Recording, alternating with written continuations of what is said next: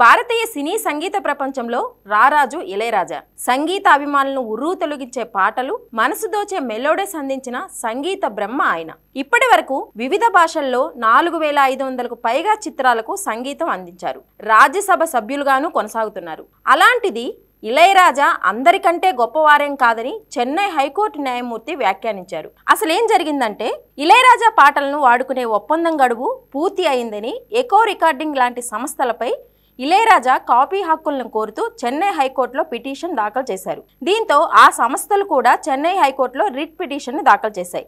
ఈ కేసును విచారించిన న్యాయస్థానం ఇళయరాజా పాటను ఉపయోగించుకునే హక్కు ఆ రికార్డింగ్ సంస్థలకు ఉందని తీర్పు ఇచ్చింది. దీంతో ఆ తీర్పును వ్యతిరేకిస్తూ ఇళయరాజా తరపున మరో పిటిషన్ వేశారు. ఈ నెల 10వ తేదీన ఆ పిటిషన్ ని న్యాయమూర్తులు ఆర్ మహదేవన్, మహమ్మద్ షఫీక్ సమక్షంలో విచారణ చేశారు. విచారణలో ఇళయరాజా తరపు న్యాయవాది సంగీత దర్శకుడు ఇళయరాజా అందరికంటే గొప్పవారని వాదించారు.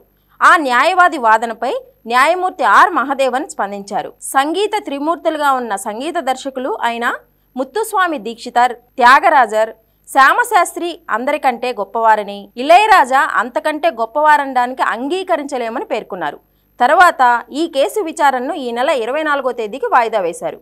వచ్చే వాదనలో ఎలాంటి నిర్ణయం వస్తుందో అని ఇండస్ట్రీలో హాట్ టాపిక్గా మారింది.